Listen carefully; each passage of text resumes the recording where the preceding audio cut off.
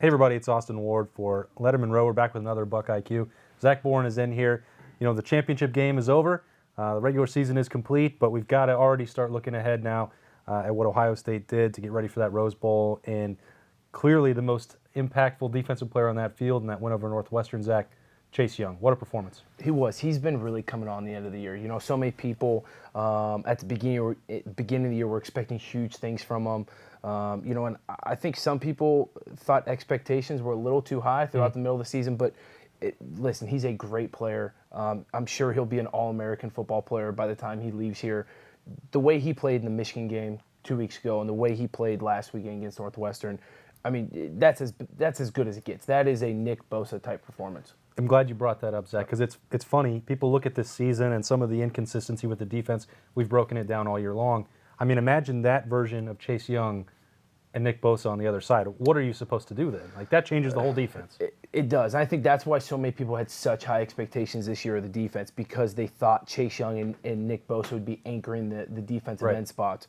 You know, I think it hurt Chase Young when Nick Bosa went down and kind of went missing, you know, and left the university because so many people's attention turned to him. But I think he grew up throughout the season. I think he realized what it's like to say, hey, I'm going to get, you know, a double team every single time. I'm going to get chipped by the tight end, the running back. He now knows what he has to do to defeat those blocks and still get to the quarterback and make plays. Did that in a huge way against Northwestern, really kind of setting the scene now for that junior year for him. Zach's going to break all that down here on BuckIQ, so let's roll the tape. Dale's like, I can't let him win on this, too. I hear you. Thorson hit by Young as he throws.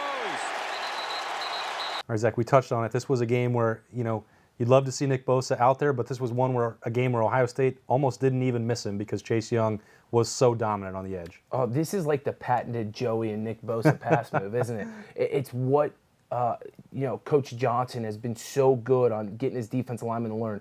Chase Young coming off the edge, shows speed, but then you'll see gets both hands on him, look like he's going to show bull rush and make 72 the left tackle sit. You saw him sit and almost stop moving his feet because he's expecting bull rush as soon as Chase Young gets both hands on him, and then Chase is able to rip, come through, and make a, God, it's a huge hit. That was a tone-setting hit on Saturday night. How bad is your day if you're the left tackle and you know that you've got to face Chase Young one-on-one in these situations? Man, it's tough. And the thing that's so hard as a left tackle, which makes the great defensive ends that great, is that they are big enough to be able to show bull rush and bull someone, but they're also quick enough to be able to get around them on the outside, like you see Chase Young here. 72, I guarantee you, is looking at the scouting reports like, man, he can either bull rush me or he can beat me with speed. And from 72 standpoint, how many times do we see it when someone thinks they're getting hit with a speed move, but it's really bull rush, they're going on their back and he's going into 18's lap, and he doesn't want that, right? Then he looks even worse. So as an offensive lineman and pass pro, when you get bull rush, you have to sit down. You've got to drop your weight. You've got to get your post foot in and your slide foot back. But it's hard to be able to sit and then react again to the speed move, and that's what you see here, and there's no way he can stop it. This is just one of the big plays that Chase Young made in the Big Ten Championship. Obviously impact and a fumble there. Bowser to find a clean lane to run it. 2nd and 8, Thorson in the pocket. Bennett plucked out of the air. This time, the turnover will stand. And here he goes again. Another key situation. We talked about playing Ohio State, trying to set that tone, and when the game got close, Chase Young gets there again. Doesn't put as much of a hit on Clayton Thorson, but definitely impacts this to create another turnover. He does. And look at the score, 24-21, right? It almost seems like every time this year when Ohio State needs a huge play on defense, Chase Young is there and gets it done. This is something where this is almost the same pass rush that we just moved on. I feel like we're watching the exact same clip. Except the only thing that you'll see here, the only reason why he doesn't get as much separation is because his right hand doesn't stick as hard on 72's chest like we saw in the last move. Okay. You'll see it isn't as good of a grab, so 72 knows he's not coming with the bull rush, because on the last one, he was a little bit more square, had both hands on the inside, and 72 really knew the bull rush could come. Now, he's going a lot more speed, doesn't show bull as much, and 72 is able to keep on moving his feet instead of having to sit down for that bull rush move. And so he's able to get around, but Chase Young is still so quick, so long. He's able to get his hand on Clayton Thorson's arm and obviously have the ball go off the head, and you've got the pick by Damon Arnett. You made that reference to Nick and Joey Bosa. When you go back and watch Chase Young coming around the corner here. What little we get to see of practice, I know that this is something that Larry Johnson drills. You're going around a little circle on the ground, flipping the hips. How difficult is this technique that they're using? It's so hard. And you see them, Joey Bosa's still using now. He's a Pro Bowl player in the NFL just from this one move. It's the swipe move. You see it so many times. It's a double swipe with the hands to get the hands off of you and beat them with speed. You can see it right here. You can see his hands right there's trying to swipe, right? You see the try and swipe to try and get by. He doesn't get as good contact as he can, but he gets 72's hands down and away from him enough that he's still able to get the corner and get to Clayton Thorson. Man, incredible play there. And guess what? I said it after the first one, Chase Young was still not done in this game. 3 sacks to really turn the tide. Urban has told a lot of people that he's not going to be here forever. And a sack by Chase Young.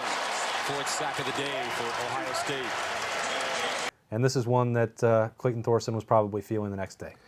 For sure. I love this game that the Ohio State coaches draw up. Granted, so many people, were, and I being one of them, right, saying, hey, not every time do the linebackers need to be up at the line of scrimmage. Sure. But sometimes I do like it, especially, hey, late in the game, 45-24, Northwestern's going to be throwing the football. Instead of being up here and dropping like we've seen so much, you're right, bring them up and let's run some kind of blitz game. Don't go straight ahead, run some kind of twist game, and this is set up perfectly. You'll see Pete Warner come off the edge. You see Draymond Jones pick the guard into the tackle. And obviously, Chase Young being able to come around Malik Harrison all the way around to the opposite A-gap. This play is set up perfectly by the front 6 of Ohio State. And Chase Young with the speed, with the leverage, is able to really put a hit on Clayton Thorson and really end the game right here. When I first saw it, Zach, the first thing that came to my mind was the clinching play at Penn State. But this is different than that because of a second guy. Is it like a double stunt is the thing that the word... Yep, completely different. At Penn State, it was a 4-man front, 4-man stunt. This is a 6-man stunt where the linebackers are getting involved.